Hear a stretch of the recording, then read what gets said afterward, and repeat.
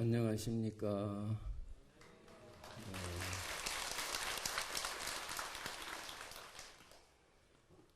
박수를 아주 힘차게 쳐주셔서 감사합니다. 제가 선창을 할 테니까 따라서 해주시기 바랍니다. 내 마음은 깨지기 쉬운 거울과 같아서 하루에도 수십 번 서운하고 애롭고 화가 납니다. 남의 표정 하나에 깊은 상처를 받고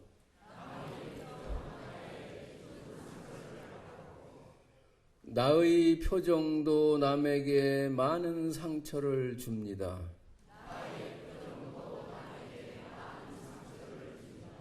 남의 행동 하나가 아무리 힘들고 어려워도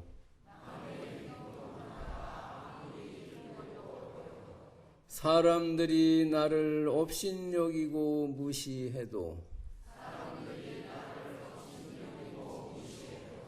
나는 미워하지 않습니다. 누군가를 미워하면 그 미워하는 마음으로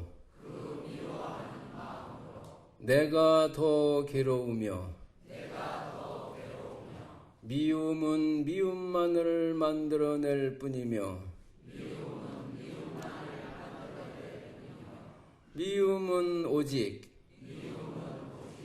용서와 사랑으로만 끝나기 때문입니다.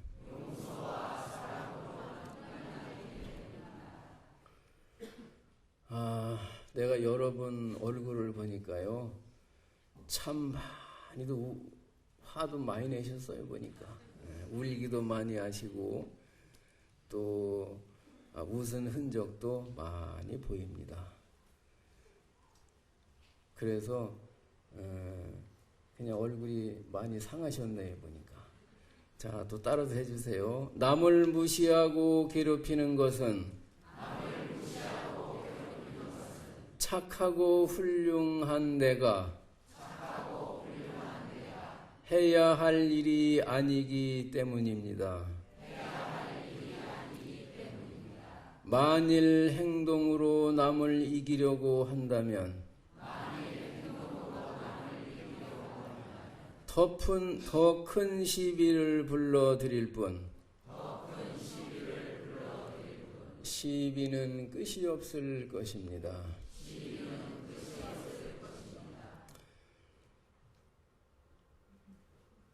비록 내가 100번 옳고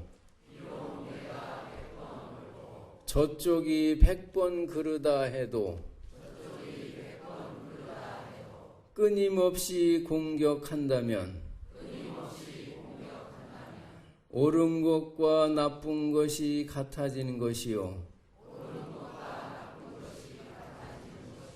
나도 마음이 너그러운 사람은 아니며 나도 저와 똑같은 사람이 되는 것입니다. 그러므로 내 마음속엔 오직 지혜와 이해와 자비와 사랑만을 담아 놓았습니다. 예, 감사합니다. 화엄경에서 부처님이 이렇게 말씀을 하셨어요. 화엄경의 골수이기도 합니다. 심묘 공화사야 조종종오만하니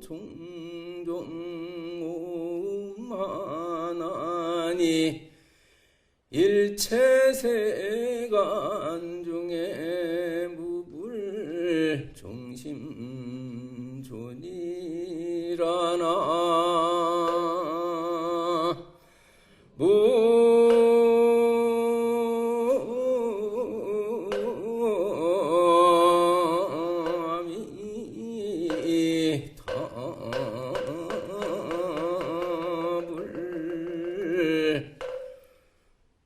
요것 좀 따라서 해주세요. 우리 마음은 기가 막히게 그림을 잘 그리는 화가와 같아서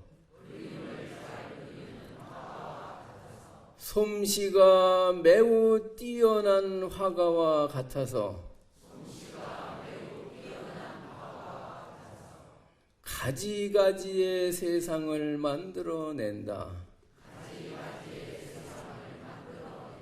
이 세상에 내 마음으로 만들어지지 않은 게 없다.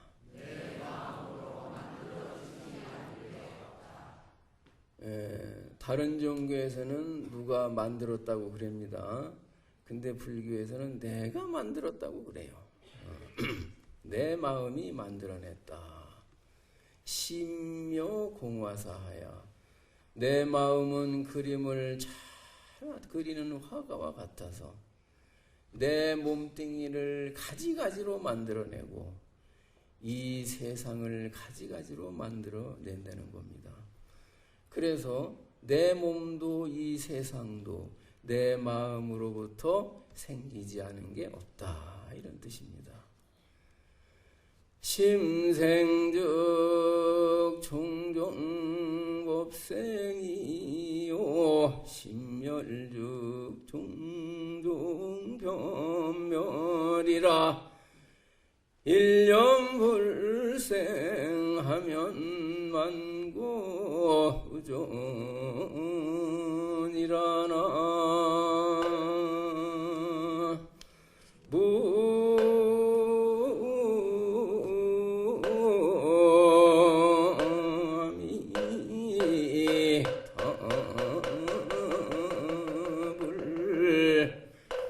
마음이 일어나면 가지가지의 별의별 일들이 다 생기고 마음이 꺼지면 그 가지가지의 일과 사연들이 다 사라지고 없다. 이런 뜻입니다. 요 개성에 의거해서 제가 두 가지 예를 들어 가지고 오늘 법문을 하겠습니다. 오래전에 우리 이제 법사님, 스님들 20여 명이 인도 여행을 갔습니다. 나이도 별 차이가 없고 직업도 같단 말이에요. 또 보는 장소도 똑같아요. 인도 같은 시간에 20여 명이 가서 같은 장소를 봤습니다. 갔다 오고 난 다음에 소감을 얘기하는 거예요. 그랬더니 어떤 분은 너무 인도가 좋았다는 거예요. 아주 환상적이었다는 거예요. 거기 가서 살고 싶대요. 우리나라에는 인도에 미친 사람이 한둘이 아니라니까요. 여러 사람이 있어요. 한둘이 아니니까 아마 3명인 모양이에요. 이 사람은 너무너무 인도가 좋다는 거예요. 근데 또 한 분은 아주 그냥 나는 다시는 안 간다는 거예요. 아이고 거가 무슨 사람 살 때냐고 그냥. 날씨는 덥지 거지는 막 파리듯이 하면 쫓아다니지. 아이고 거긴 살만한 데가 안 된다는 거예요. 다시는 안 간다는 거예요.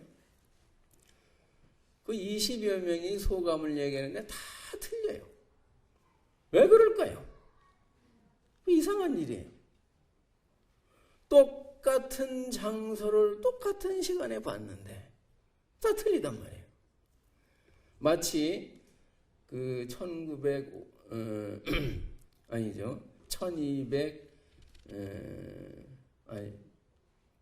임진왜란전 1950년 1590년 참 헷갈려요.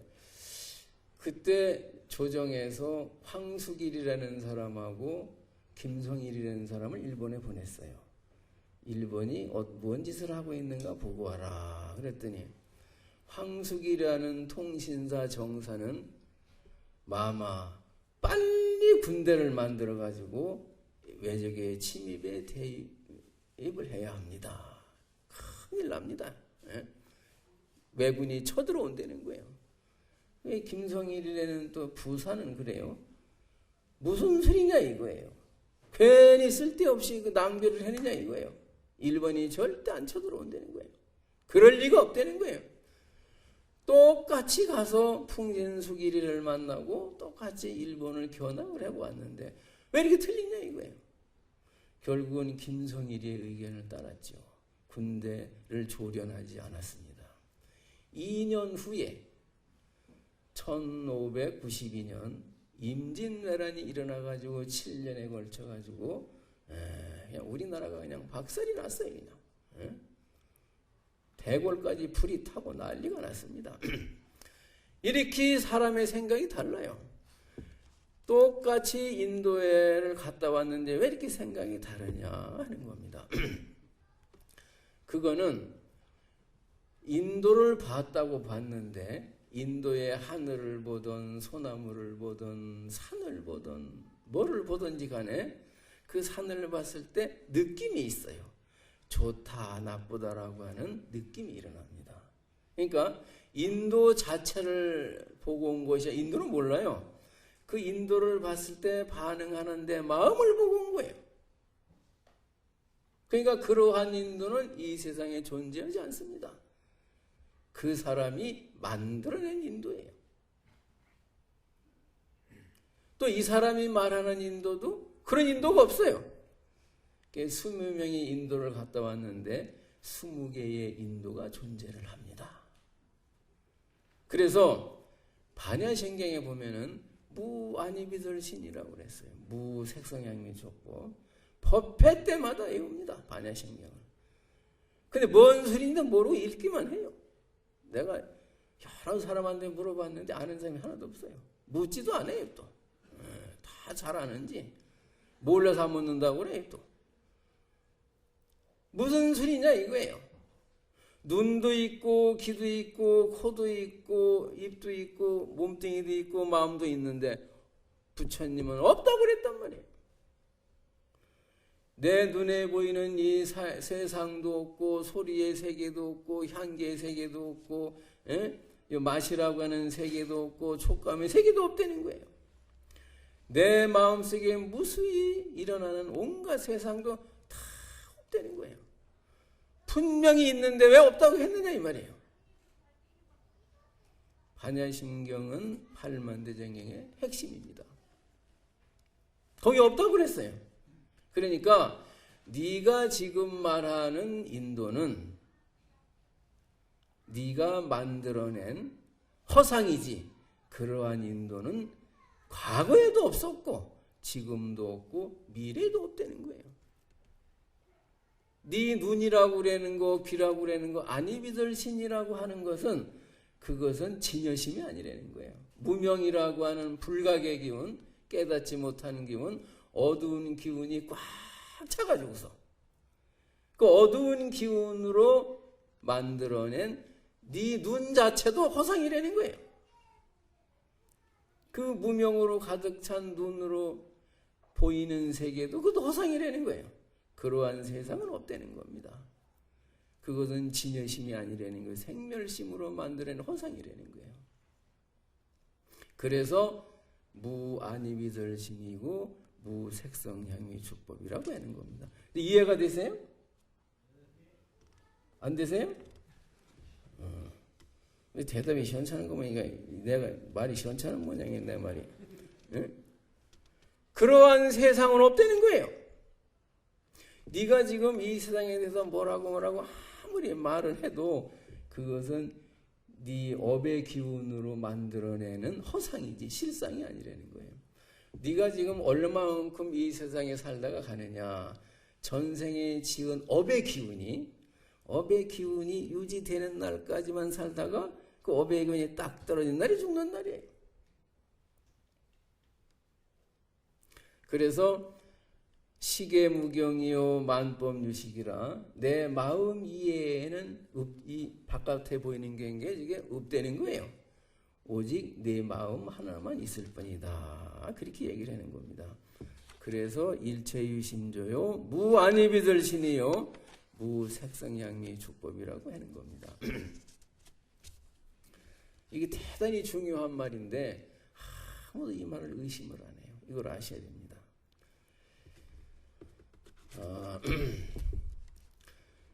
우리는 인연이라고 하는 이제 강물을 타고 지금 흘러가고 있어요. 불교라는 배를 띄워놓고 불자라는 이름으로 그 반야용선을 타고 지금 극락세계를 향해서 가고 있습니다. 그 배에는 염불도 가득 싣고 꿈도 싣고 신심도 실었습니다. 근데 지혜가 없는 사람은 그 배를 탈 수가 없어요.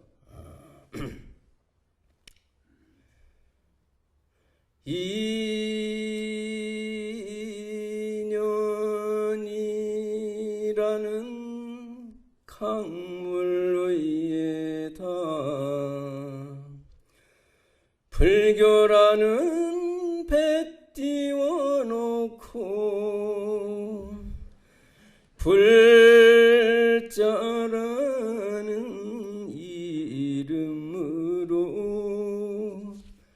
같은 배를 탄 사람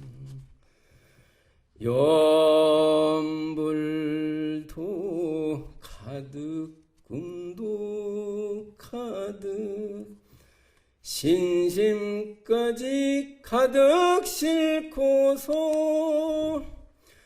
줄 마음 하나로 꽁꽁 묶어서 세월을 져갑니다.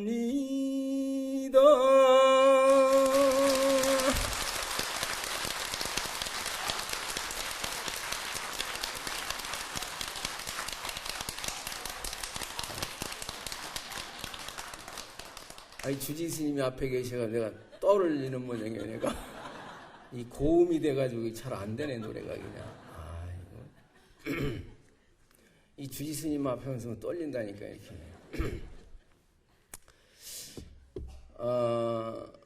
그 어떤 연인이 너무나 사랑을 해서 결혼을 했습니다. 캠퍼스 커플이에요. 우리나라에서 제일 좋은 대학입니다. 국민학교 때부터 1등만 하는 사람들이에요. 아주 잘생겼어요. 똑똑하고 아주 선남선녀가 결혼을 했습니다. 이제 나중에 취직을 했는데 둘 다 억대 연봉을 받아요. 시험을 치면 못해요. 그냥 머리가 워낙 좋으니까. 화이트데이 날입니다. 화이트데이가 무슨 날인지 아세요? 무슨 뭐 발렌타인데이인지 뭐 사탕을 주고 초콜릿을 준다고 그랬는데 그거 왜 줘요? 그 꼬시려고 그러는 거예요. 이게 남자 꼬시고 여자 꼬시는 날이 화이트데이가 바로 그 날이에요. 여자가 밥을 지으려고 그러다가 반찬이 없어요. 냉장고에. 근데 남편이 막 와요. 지금 퇴근해서 옵니다. 그러니까 전화를 해. 여보 당신은 오늘 나한테 한턱 쏘는 날 아니야? 그러니까 남자가 무슨 날인가? 그러더니 금방 알아요. 아 오늘 하얀 날이구나. 알았어. 저 강남에 있는 서울 사는 모양이에요. 강남에 있는 어디 난 모르겠는데 하여튼 제일 좋은 식당으로 오라는 거예요. 거기로 왔습니다. 고기 중에 제일 맛있는 게 꽃등심이라면서요. 난 구경도 못해가지고 잘 몰라요 그게.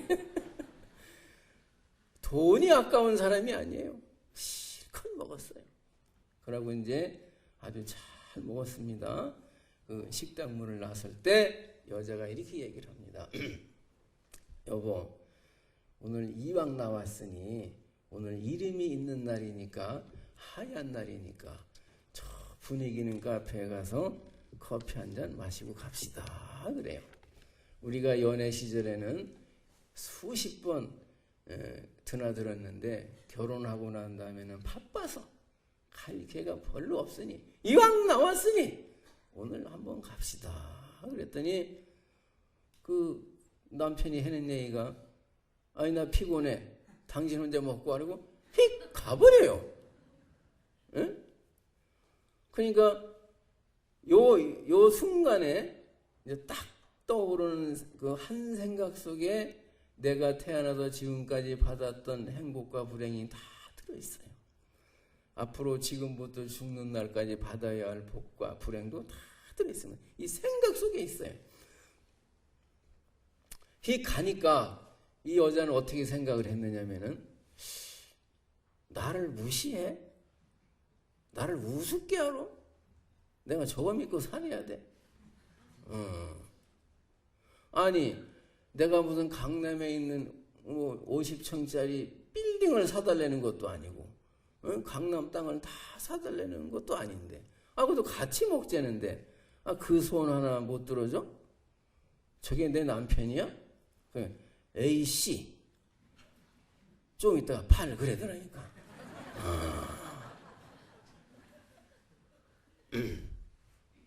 그래 놓고 이제 생각하기를 네가 안 먹는다고 나 혼자는 못 먹느냐. 얼마든지 먹을 수 있다. 나는 내가 혼자서 마시고 가겠다. 그리고 이제 생각을 할 수도 있습니다. 이 순간에는 여러분들한테 물어봤어요. 보살님한테 그랬더니 네가 없으면 못 먹겠느냐. 나 혼자도 먹고 간다. 이런 여자도 있고 그 생각 없이 원망하는 생각 없이 먹고 싶으니까 그냥 먹고 간다. 이런 사람도 있고 아주 착한 여자는 아무 생각 없이 졸졸 따라간대요. 아무 생각 없이 화가 안 난대요. 또 어떤 여자는 더러워도 할 수 없이 따라간대. 남편이기 때문에. 남편이 아니면 안 따라간다는 거야. 하여튼 또 어떤 여자는 어떻게 하겠습니까? 물어봤더니 백화점에 가가지고 카드 임대를 긁어버린대 그냥. 이런 여자도 보면 큰일 나겠어요. 나도 안 가길 잘했지 그냥. 어떤 여자인지 알 수가 없잖아요. 하여튼 그 순간에 다 달라요 생각이. 어쨌든 아무리 중요한 것이건 사소한 것이든 거절당했다고 했을 땐 기분이 나쁜 겁니다. 근데 이 여자는 이제 어쨌든 좀 하늘을 쳐다보고 생각을 하다가 집에를 갔더니 남편이 TV를 보고 있으면서 웃고 있어요. 웃고 자빠져 있는 건 아니고 앉아 있더라고. 성질이 있는 대로나 그냥. 그래가지고 막 포보대는 거예요. 근데 남자는요, 이 커피 한 잔이 문제가 됐다면 그것만 가지고 문제가 된 것만 딱 해결하면 땡이요. 더 이상 생각을 안 하려고 그래요. 여자는 뭐 한 가지가 있으면은 그냥 오늘 아침의 일, 어저께 일, 그저께 일, 작년의 일, 그냥 재작년의 일, 5년 전, 10년, 어떤 여자는 전생 얘기까지 하더라니까요. 끝이 없어요. 그냥 수돗물 꼭지 틀어놓은 것 같아 이게.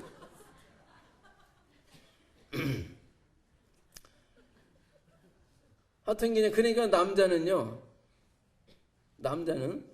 아니 이 밤중에 그렇게 한꺼번에 많이 얘기를 하면은 어떻게 해결해내냐 이거예요. 그거를 한꺼번에 쏟아대면은 여자가 미워서 소리를 지르는 게 아니에요. 대책이 없으니 고함을 지르는 거예요. 그러니까 남자는 뭐라고 그래? 시끄러워. 누구는 할 말이 없어도 못하는 줄 알아? 여자가 말이야. 꼭 여자라고 그러더라니까. 뭐 이렇게 말이 많아? 이렇게 이제 싸움 순서가 되는 거예요. 그러니까 이제 고함을 지르니까 여자는 더 했다가는 이제 귀창 떨어질 것 같으니까 그냥 꾹 참고서는 베란다 쪽으로 갔습니다. 그랬더니 그 화분이 있어요. 그러니까 화분을 그냥 집어 던졌어요. 그냥 방바닥에 퍽 하고 깨지는 거예요. 죄 없는 방바닥만 얻어맞았다니까요. 그 남자는 또 뭐라고 생각을 했냐? 아니 내가 저걸 맞고 죽으란 말이야. 나를 맞추려고 생각을 했다고 하는 거예요. 이게 남자고 여자고 차이예요. 여자는 내가 이렇게 화가 났다는 걸 보여주는 것뿐이에요. 그러니까 남자가 아니 화분을 던져? 이건 있을 수 없는 일이에요. 6.25는 일어날 수 있어도 이런 일은 있을 수가 없는 거예요. 그래가지고 뭐 이런 게 다 있어 그러면 뺨을 탁 때렸단 말이에요. 이제 불이 번쩍 났어요. 근데 여자는 평생 처음 맞아보는 거예요. 아주 이쁘고 공부 잘하고 잘생기고 그랬기 때문에 맞아본 적이 없어요.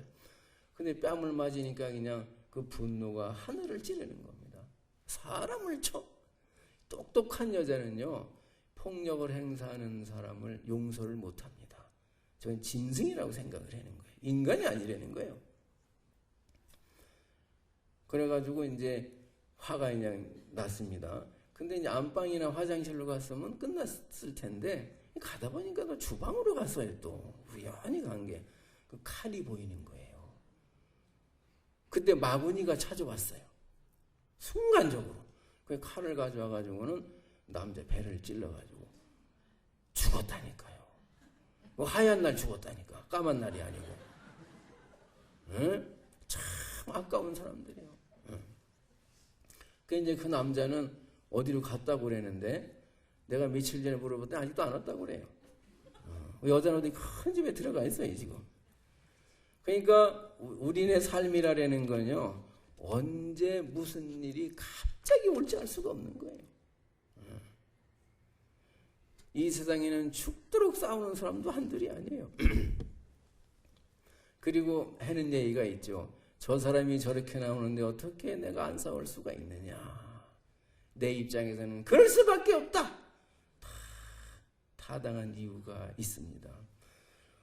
저 발언문에 보면 이런 내용이 나와요. 저희들이 참된 성품 등지 없고 무명 속에 뛰어들어 참된 성품을 등지고 자위진성 왕이 미루라고 그래요. 무명 속에 풍덩 뛰어들었다 이 말이야. 그게 무명이에요. 그게. 무명이라고 하는 그 강물 속에 풍덩하고 뛰어들었습니다.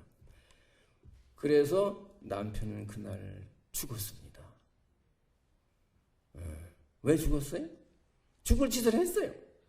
왜냐면 죽었으니까. 그냥 죽을 짓이요 그게. 죽었으니까.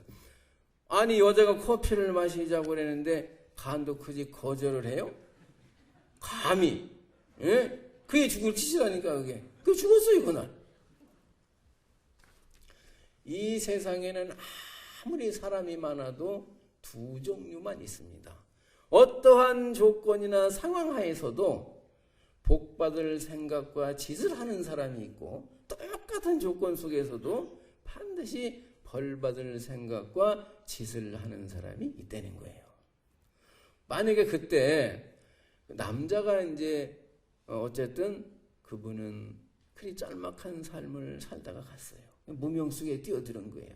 커피를 거절하는 순간 죽은 거예요. 그게. 근데 만약에 그 사람이 오래오래 아내의 사랑을 받고 이 세상에 살 사람이었다면 어떻게 했겠느냐. 따라서 해주세요. 여보 미안해. 당신이 모처럼 좋은 기회를 주었는데 오늘은 그냥 들어가고 싶네. 다음에 가면 안 될까? 다음에 꼭 시간을 낼게. 만약에 남편이 이렇게 얘기를 했다면은 그 여자가 죽이지 않았을 거예요. 그날 집에 가서도 꿀물을 타다 줬겠죠. 근데 죽을 수밖에 없는 남자는 이 생각이 죽어도 안 난다는 거예요. 아무리 머리를 짜내도 안 난다는 거예요.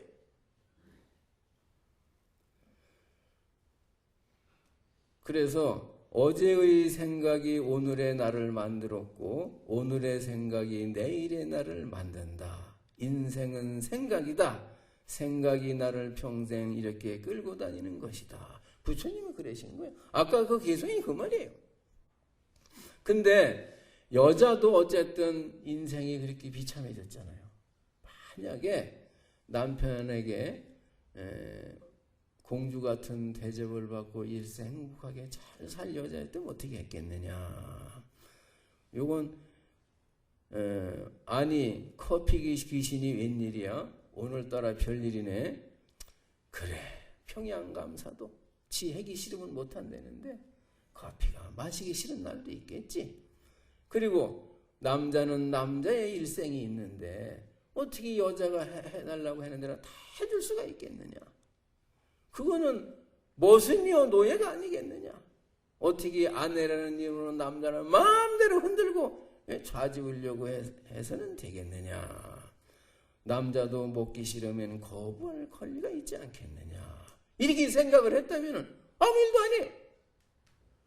근데 사람을 해칠 여자는 이 생각이 안 난다는 거예요. 안타깝게도. 그래서 이게 이제 그 발언문에 보면은 반야지 현전이요 보리심이 불태라. 반야지에 드러나고 보살 마음은 견고하여. 그랬어요. 반야지에 드러나고 지혜로운 생각이 떠오른다는 거예요. 바로 이 생각이 지혜로운 생각입니다. 이제 그 순간에 이제 또 이제 여자가 이제 그러니까 남자가 살 수 있는 기회가 여자도 죄를 짓지 않을 기회가 그 하루 동안에 여러 번이 있었어요. 자, 그러면은 여자가 이제 막 그냥 끝도 없이 그냥 바가지를 긁어요. 그럼 졸면서도 드려야 되는 거예요. 절대로 막으면 안 되는 거예요. 그 지금 막는다고 해서 안 할 것 같아요? 끝내 해고만 언제 해도 해요. 얼마나 찔긴지 아세요, 여자가? 죽기 전에 꼭 한다니까. 막는다고 막아지는 게 아니에요, 그게. 꼭 해고만 하지. 그럼 막으면 자꾸 늘어나요, 또 이게. 해도록 놔두면은 오늘 한 건 다음에 안 한다니까. 했기 때문에. 그게 줄여야 돼, 자꾸 들어가지고.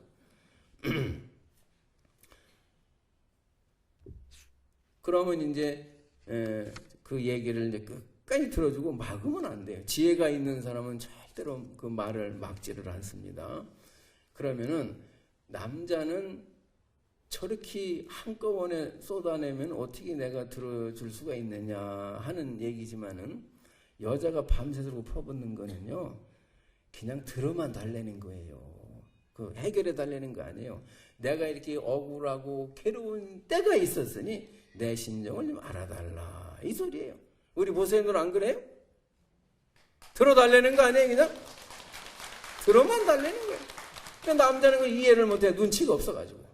그러니까 자꾸 끝까지 들어주고, 아, 내 마누라가 나 때문에 마음고생이 많구나. 참으로 힘들었겠다. 그래, 내가 무심했지. 다 나를 위해서, 가정을 위해서 하는 말인데 나를 나쁘게 하려고 한 말도 아닌데 내가 너무 심하게 했구나. 그래, 화가 날 만도 하구나. 이렇게 생각을 해야 된다는 겁니다. 근데 이렇게 생각할 남편 하나도 없죠? 고개 끄덕이시네. 그래서 이런 말이 있잖아요. 남자는 나를 알아주는 남자를 위해서 일생을 바치고 여자는 나를 알아주는 남자를 위해서 일생을 바친다. 나를 알아달라는 거예요.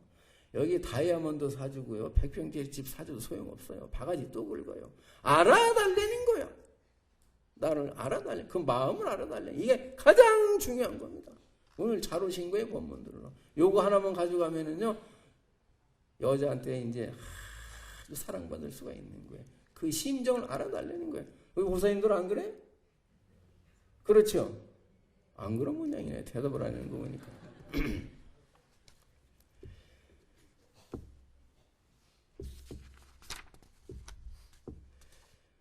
근데 화분을 이제 여자가 던졌습니다. 그러면은 남자들만 따라서 하세요. 평상시에 천사같이 착한 마누라도 화가 나니까 화분을 던지는구나.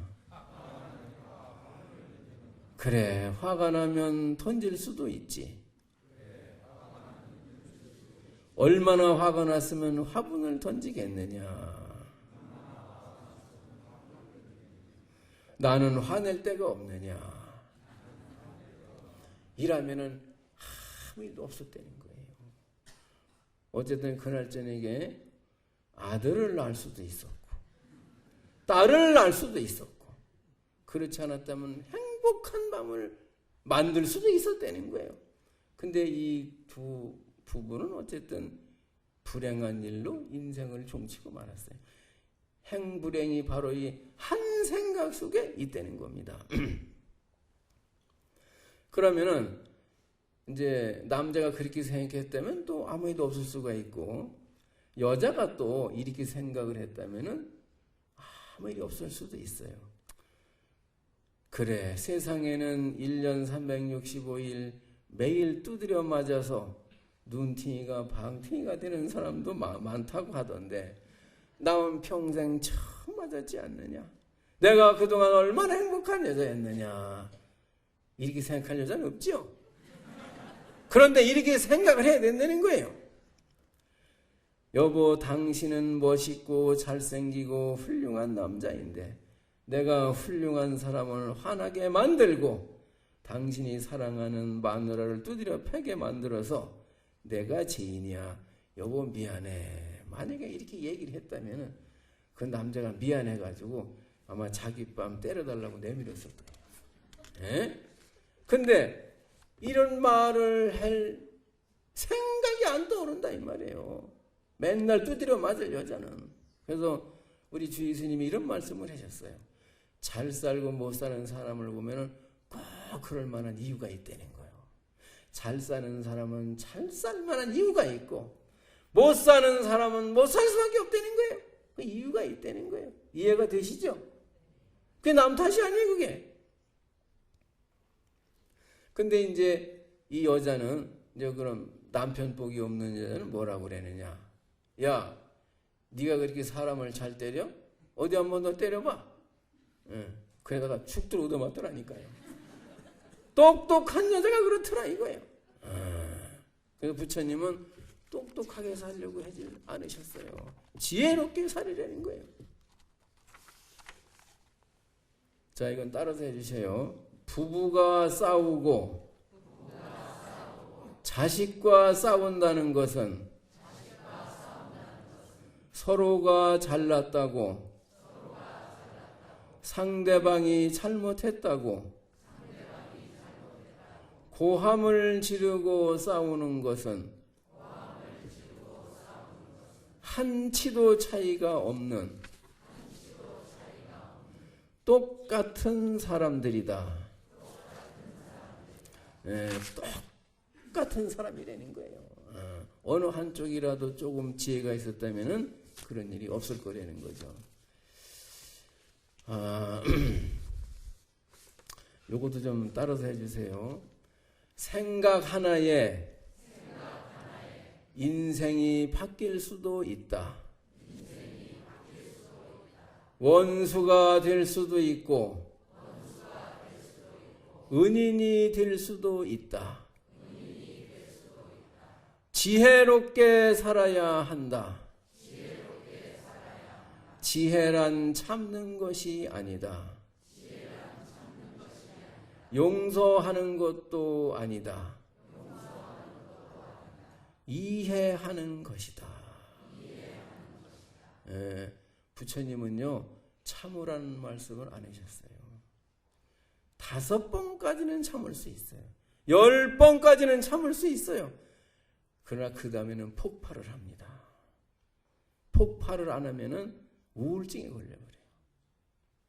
그냥 마음이 썩어버리는 거예요. 부처님은 참으라고. 그래서 참는다고 하는 것은 백병의 원인이에요. 이해를 하려는 거예요. 그럴 수밖에 없는 사연이 있었겠지. 화가 나면 그럴 수도 있지 않겠느냐. 이해를 하려는 거예요. 그게 지혜입니다.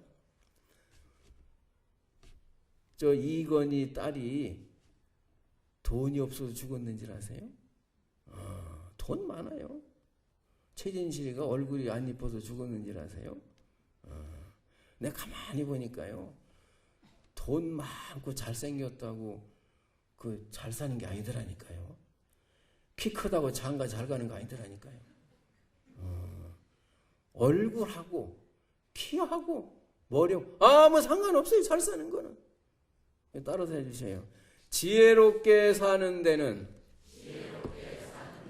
얼굴이 생긴 것과는 아무 상관이 없다. 머리가 좋거나 나쁘거나 아무 관련이 없다. 키가 크거나 작거나 계급이 높거나 낮거나 아무 관련이 없다. 돈이 많거나 없거나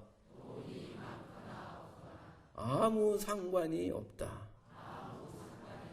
지혜롭게 사는 사람에게는 그 어떤 것도 문제가 되지 않는다. 부처님은 이렇게 말씀하셨어요. 지혜롭게 살려는 거예요. 지혜롭게. 여기 지장전에 가면 이렇게 써져 있습니다. 자광조초 연화출이라 사랑스러운 눈길이 비치는 곳에 연꽃이 핀다. 이 말은 이 세상은 아름다워서 아름다운 것이 아니라 아름다운 눈으로 볼 때 아름답다. 이런 말입니다. 나는 우리 주지 스님이 아니면은 단 하루도 봉은사에 와서 살 수가 없었습니다. 또 우리 원학스님 덕분에 오늘 제가 법문도 했습니다. 괜찮았어요? 시원찮았던 모양이네.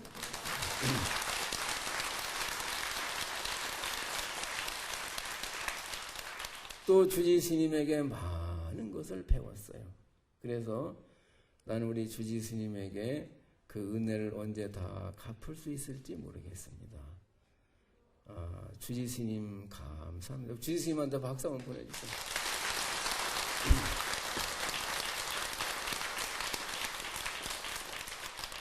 제가 봉은사에 온 지 이제 7개월이 됐습니다. 이제 막 낯이 좀 익어요. 이제 사람이 처음에 만나면 반갑다고 그랬는데 딱 거짓말이에요. 그게. 처음에 만나면 뭐가 반가워요? 낯설고 그렇잖아요. 서먹서먹하지. 이제 사람이 자꾸 만나면 정이 듭니다. 낯이 있고 이제 7개월쯤 되니까 낯이 익으려고 하고 정이 들려고 합니다. 그런데 저도 이제 이번 금요일이면 저도 이제 봉은사를 떠납니다. 아마도 봉은사와는 인연이 여기까지인 것 같아요. 진달래가 활짝 피던 3월달에 왔는데 지금 국화가 노랗게 피어있는 계절이 되었습니다. 한 송이의 국화꽃을 피우기 위해서 소쪽새가 울었다고 그러네요. 이 봉은사 경내에는 국화꽃이 엄청나게 피었어요. 그러니까 아마도 수많은 소쪽새가 통곡을 한 것 같아요. 저 국화꽃을 피우기 위해서. 사람들은 태어난 곳을 고향이라고 그럽니다. 근데 사실은 거기가 고향이 아니에요. 전생 어디에서부턴가 이 세상으로 왔어요. 낯선 곳에 와가지고 울었지요. 다만 정이 들어서 우리는 그것을 고향이라고 하는 것이지 거기도 본래 고향이 아니에요. 저도 이제 봉은사라고 하는 타양에 와가지고 고향을 만들어 놓고 다시 타양으로 남긴 채 떠납니다. 그렇지만 제 마음속에는 늘 그리우는 고향으로 남아 있을 겁니다. 봉은사는 참 좋은 절이에요. 그렇죠? 참 좋은 절입니다. 봉은사에 다니시는 여러분들은 복이 참 많으신 거예요. 우리 뒤에 보면은 관세음보살님이 이라고 손을 들고 계시거든요. 관세음보살님의 가피를 입으셔가지고 그 무명이라고 하는 어두운 기운을 다 거두어내고 꼭 성불하시기 바랍니다. 그동안 따뜻하게 보살펴 주신 여러분들께 진심으로 감사의 말씀을 드립니다. 우리 주지 스님은 대구에 사마사라는 토굴이 있어요. 자주 좀 방문해 주셔요. 그러고 몰라서 그렇지 주지 스님이 가슴이 참 따뜻하신 분이에요. 인정이 참 많습니다. 몰라서 그렇지. 그리고 훌륭하신 분인데 잘못 알고 있어요. 나중에 후회하실 거예요. 이제. 그러고 저도 이제 계룡산에 원호사라는 절이 있는데 기회가 되시면은 한번 찾아주시면은 대단히 고맙겠습니다. 감사합니다. 본 마치겠습니다.